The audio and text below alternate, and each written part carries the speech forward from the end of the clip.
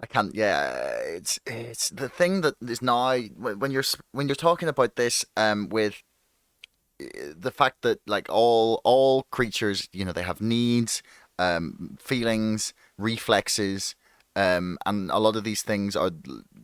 It seems, at least to me, you can correct me if I've misinterpreted this. Those are the basis of what forms the source of consciousness. Is the first, like, the need, and then the The the awareness feeling of for, need. yeah, and then, yeah, eventually the awareness. Yeah, exactly. Okay, so I'm not Yeah. quite. I'm kind of on the right track here.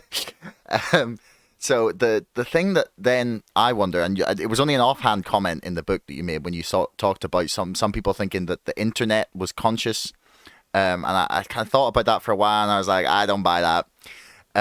But then when you're talking about this, I wonder if it's ever possible for us to have an artificial intelligence that's actually conscious, because unless we were to program needs and drives into it in a way, is that an odd suggestion?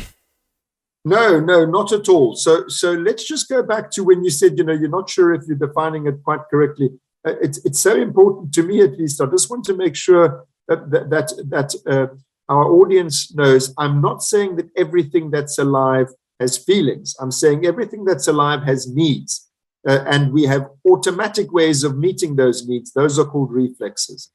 Feelings are a evolutionary adaptation over and above that, to where the animal becomes aware of its needs, so it can judge, how am I doing? This is what makes choice possible. And as you said, creativity and all of that, the flexibility that comes with that. So that's not all living things. It's living things which all living things have needs. I'm talking about living things that are able to register their own needs and monitor how they're doing. That's the thing.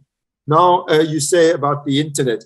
So some people say consciousness is just information processing, and the more complex the information and the more integrated the information processing is, then eventually it becomes conscious. Well, first of all, I'm not entirely sure why it should suddenly become conscious, but there are. My point in my book was that there are many systems that process extremely complex information and highly integrated, like the internet. And yet, who would claim in their right mind that the internet is conscious just because it's doing all this information processing?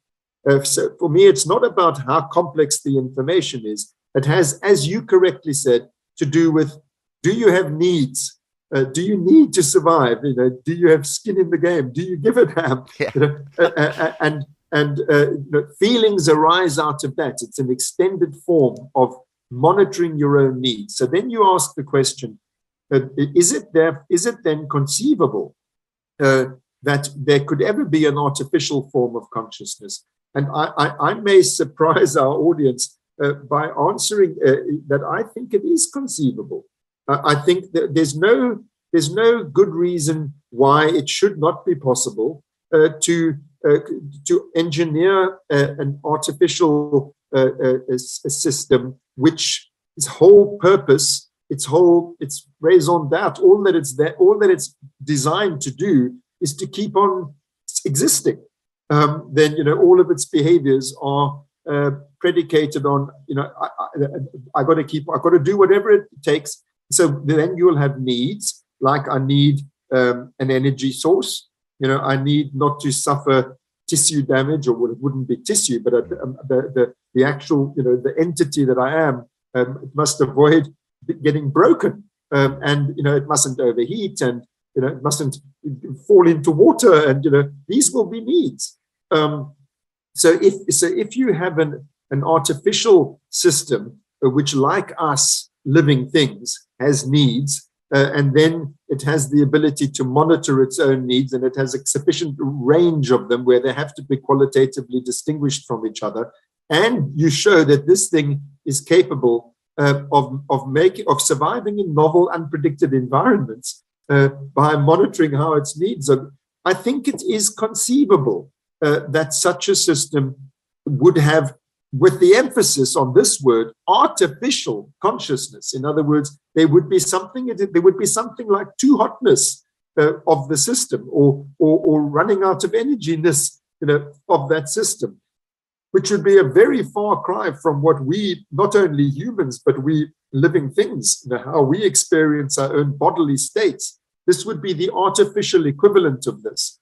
But I think it is not inconceivable, as long as we allow ourselves to take the leap, which is where our conversation began, to take the leap of seeing it from the point of view of that robot.